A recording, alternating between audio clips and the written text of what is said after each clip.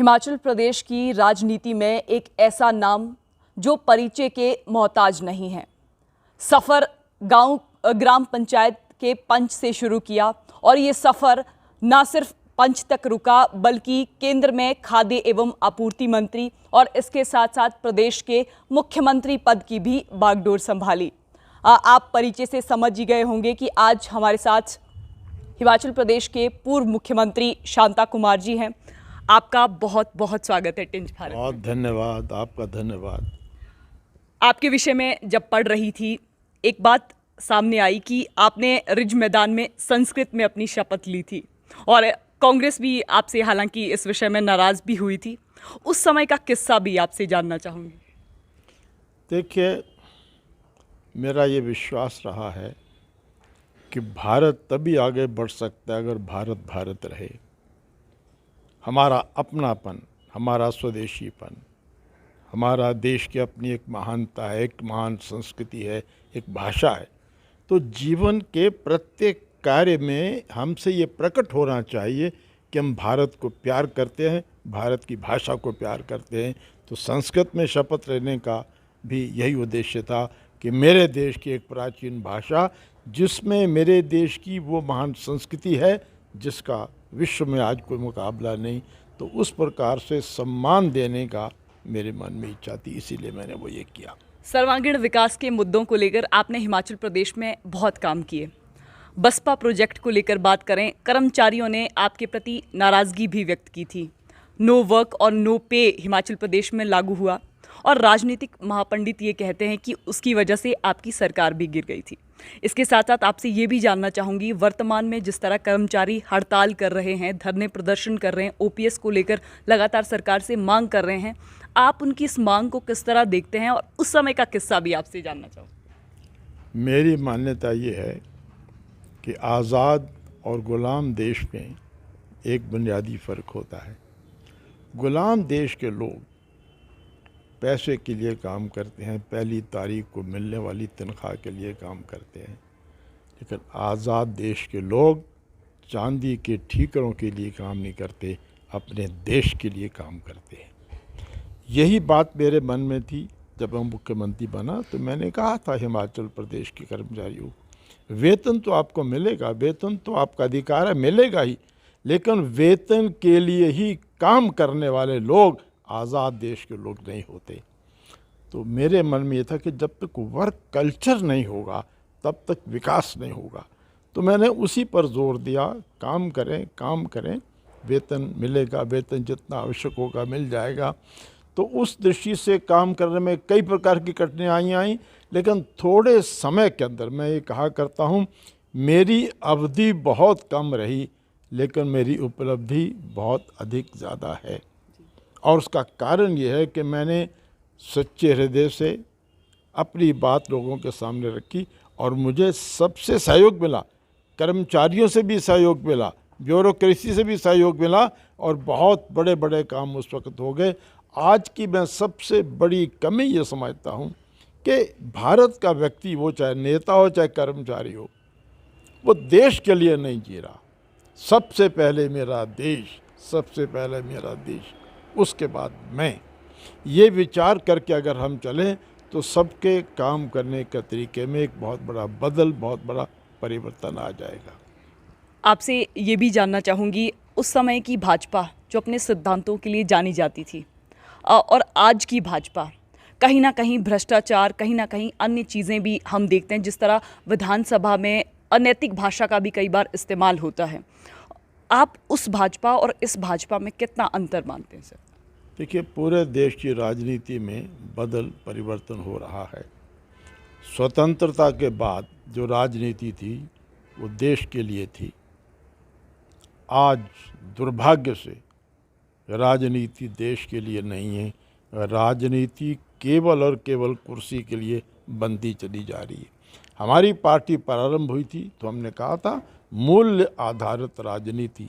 हम केवल सरकार बनाने के लिए नहीं आए, हम समाज बनाने के लिए आए हैं। हम सरकार इसलिए बनाएंगे ताकि समाज बना सके।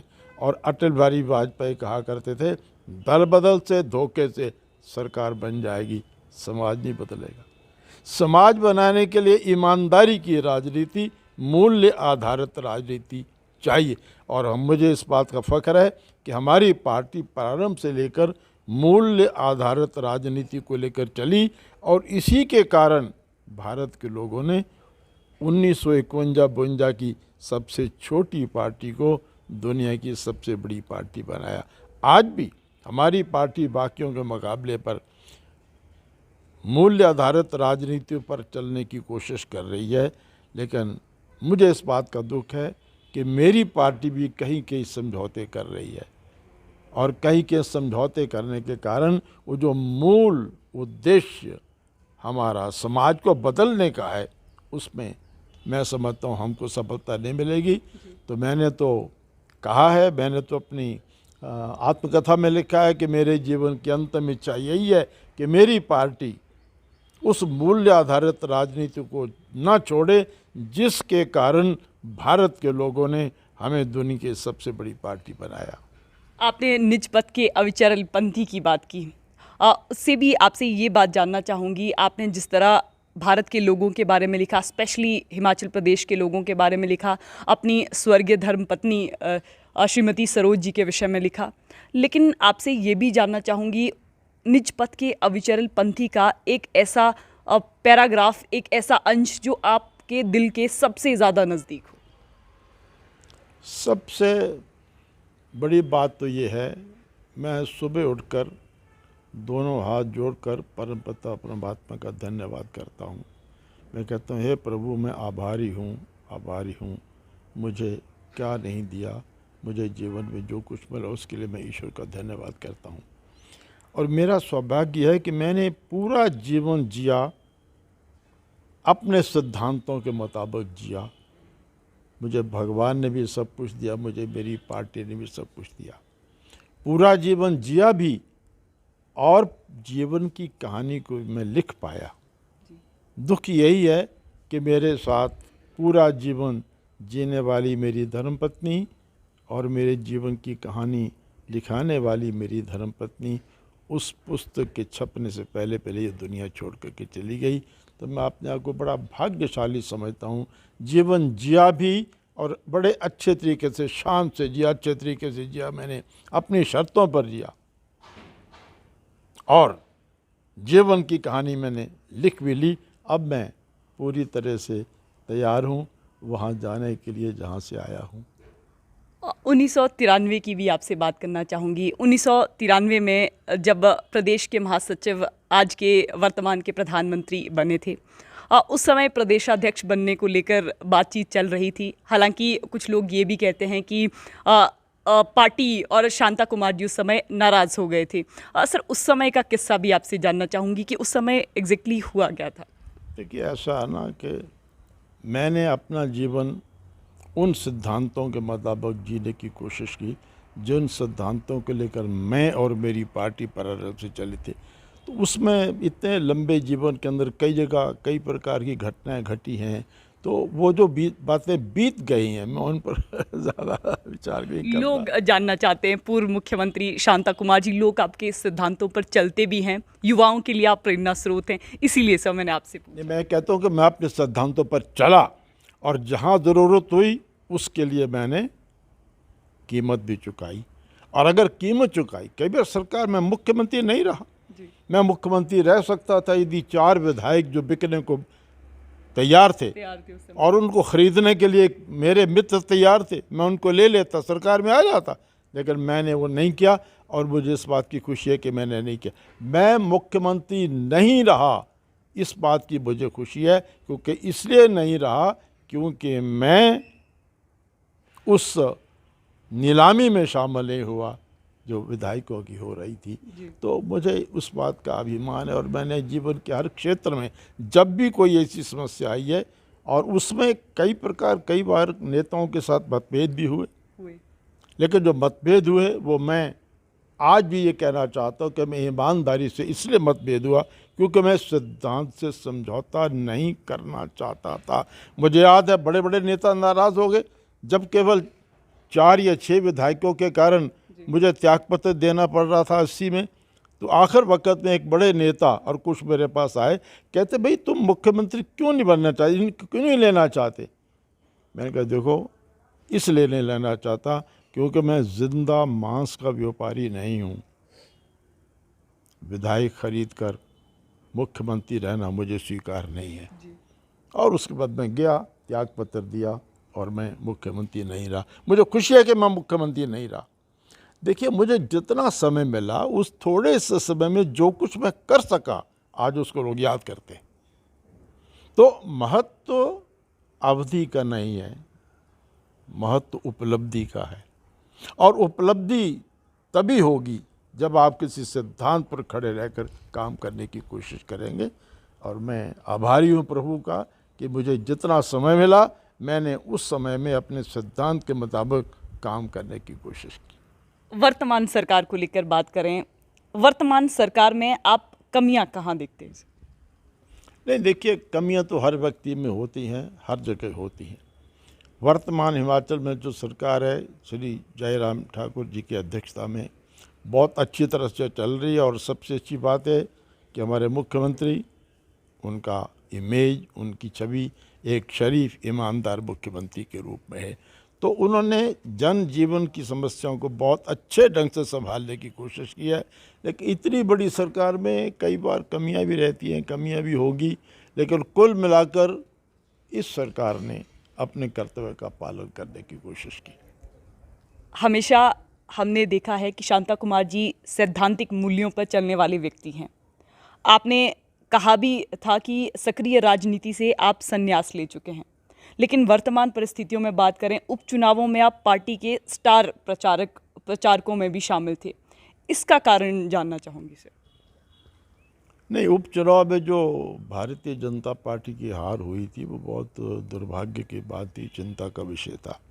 और मैंने उस वक्त यही कहा था, भी मैं कहता हूँ कि वो जो हार के कारणों का अच्छी तरह से निरीक्षण करना चाहिए, आत्मनिरीक्षण करना चाहिए और उनको ठीक करने की कोशिश करनी चाहिए। यानी हमारी सरकार हो और इतने महत्वपूर्ण 4 उपचुनाव हों और उन 4 उपचुनाव को हम जीत न सके, ये बड़ा चिंता का विषय। तो मैंने उस वक्त ये कहा था और मुझे लगता है कि पार्टी ने, सरकार ने ईमानदारी से आत्मनिरीक्षण किया होगा और उस समय की उन कमियों को पूरा करने की कोशिश की होगी। देश के प्रधानमंत्री की कार्यप्रणाली को आपने बहुत नज़दीक से देखा हो, चाहे हिमाचल प्रदेश में प्रभारी के तौर पर या फिर देश के प्रधानमंत्री के तौर पर। देश के प्रधानमंत्री के आपको कौन से गुण हैं जो बहुत भाते हैं और कौन सी ऐसी चीज़ें हैं जो शांता कुमार जी को रास नहीं आती? देखिए, उनमें गुण ही गुण हैं। और सबसे बड़ी बात यह कि ऐसा प्रधानमंत्री जिसका कोई पर्सनल एजेंडा नहीं, परिवार नहीं, कोई परिवार का काम नहीं, कोई अपना खास नहीं, पूरा देश अपना है और दिन रात देश के लिए वो काम कर रहे हैं। और सबसे बड़ी बात यह है कि उन्होंने गांव और गरीब की समस्याओं को समझकर विकास की इतनी योजनाएं चलाई हैं। मैं ये समझता हूँ कि इससे अधिक कोई प्रधानमंत्री नहीं कर सकता जितना उन्होंने किया है। इसके बाद भी अगर कमी है तो उस कमी के कारण है, एक तो जनसंख्या बढ़ रही है और कई कारण हैं, लेकिन मैं समझता हूँ कि उन्होंने देश के विकास करने में किसी प्रकार की कोई कमी नहीं रखी है और दिन रात देश के लिए वो काम कर रहे हैं, नई नई योजनाओं को लागू करने की कोशिश कर रहे हैं और प्राथमिकता है देश का लाभ, देश का फ़ायदा किस बात में हो। और सबसे बड़ी बात यह है कि जहाँ तक भारत सरकार का संबंध है, केंद्र सरकार का संबंध है, किसी विपक्षी नेता को हमारी केंद्र की सरकार पर उंगली उठाने की भी नौबत नहीं आई। ईमानदारी से केंद्र की सरकार चल रही है, हम सब के लिए बड़े सौभाग्य की बात है। एक आखिरी सवाल आपसे, जिस तरह हिमाचल प्रदेश में इस समय परिस्थितियां हैं, चुनावी माहौल भी प्रदेश में है, जिस तरह जनप्रतिनिधि पार्टियां बदलने का इस समय कार्य कर रहे हैं, ऐसे में जनता भी असमंजस में है। प्रदेश के पूर्व मुख्यमंत्री का जनता के लिए एक ही संदेश। देखिए, ये अत्यंत दुर्भाग्यपूर्ण है कि जब चुनाव के आखिरी समय आता है तो दल बदल शुरू होता है, आया राम गया राम की कहानी शुरू होती है। मैं यही कह रहा हूँ कि जिस देश में नेता लोग केवल अपना स्वार्थ देख करके पाले बदलते हों, जिस देश में कई बार कुछ प्रदेशों में नेताओं की मंडियां लगती हों, मुझे बड़ा दुख है। उस दिन दुख हुआ जब गुजरात के अंदर से राजस्थान में कोई झंझट हो रहा था, और राजस्थान में झंझट हो रहा था, लोग पाला बदल रहे थे, सरकार टूटेगी, आज टूटी कल टूटी। तो राजस्थान के मुख्यमंत्री ने एक बयान दिया था। उसने कहा कि कल से एमएलए का भाव अब करोड़ों रुपए में हो गया है। मैं समझता हूँ कि वो जो बयान है एक मुख्यमंत्री का, वो भारत के राजनीतिक लोगों के लिए शर्म से डूबने की बात है। जैसे पशुओं की मंडियां लगती हैं, मंडियों का भाव बताया जाता है, वैसे एमएलए का भाव बताया जाता है। तो देश की पूरी राजनीति में ये अवमूल्यन हुआ है, अत्यंत दुर्भाग्यपूर्ण है। और हिमाचल की राजनीति में भी जो लोग पाला बदल रहे हैं इस समय आखिरी मौके पर, अगर आपके विचार नहीं बनते थे तो पहले पार्टी छोड़ देते थे, पहले पार्टी में क्यों बने थे? तो ये दुर्भाग्यपूर्ण है, ये देश की राजनीति का अवमूल्यन है, दुर्भाग्यपूर्ण है। इसको रोकना चाहिए, सभी पार्टियों को रोकना चाहिए। मैं तो कहता हूँ कम से कम भारतीय जनता पार्टी को घोषणा करनी चाहिए, हम किसी किस्म का कोई दल बदल न करवाएंगे, न दल बदल को प्रोत्साहन देंगे। ये अच्छी बात नहीं। आपका बहुत बहुत धन्यवाद। बहुत धन्यवाद आप। संस्कृति को संजो कर रखने वाले अपने साहित्य में भी और अपनी लेखनी में भी, इसके अलावा प्रदेश के मुख्यमंत्री की भी बागडोर संभाली। हिमाचल प्रदेश के सर्वांगीण विकास के लिए पूर्व मुख्यमंत्री शांता कुमार जी का बहुमूल्य योगदान है। वर्तमान समय में राजनीति में जिस तरह की परिस्थितियां हैं, उनको लेकर भी साफ शब्दों में हिमाचल प्रदेश के पूर्व मुख्यमंत्री शांता कुमार ने कहा कि ये राजनीति का अब मूल्यन है। फिलहाल टिंच भारत के साथ बस इतना ही। नमस्कार।